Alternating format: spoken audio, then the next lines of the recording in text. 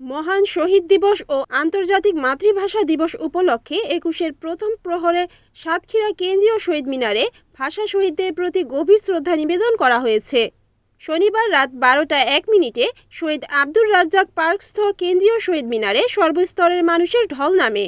রাতের নিস্তব্ধতা ভেঙে আমার ভাইয়ের রক্তে রাঙানো ২১শে ফেব্রুয়ারি সঙ্গীতের সুরে শুরু হয় শ্রদ্ধাঞ্জলি অর্পণ।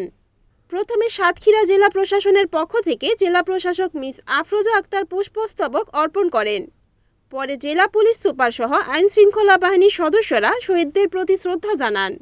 এই সময় বিএনপির জেলা নেতৃবৃন্দ এবং বিভিন্ন রাজনৈতিক দল, তাদের অঙ্গ ও সহযোগী সংগঠনের নেতাকর্মীরা পর্যায়ক্রমে শহীদ মিনারে পুষ্পস্তবক অর্পণ করেন। এছাড়া সামাজিক, সাংস্কৃতিক সংগঠন, শিক্ষা প্রতিষ্ঠান ও সর্বস্তরের সাধারণ মানুষ হাতে ফুল নিয়ে ভাষা শহীদদের স্মরণে নীরব শ্রদ্ধা জানান। শ্রদ্ধা নিবেদনের সময় উপস্থিত বক্তারা বলেন, ১৯৫২ সালের ভাষা আন্দোলন বাঙালি জাতির আত্মপরিচয়ের ভিত্তি রচনা করেছে। ভাষা শহীদদের আত্মত্যাগের মধ্য দিয়েই অর্জিত হয়েছে বাংলা ভাষার স্বীকৃতি, যা পরবর্তীতে স্বাধীনতা সংগ্রামের প্রেরণা জুগিয়েছে।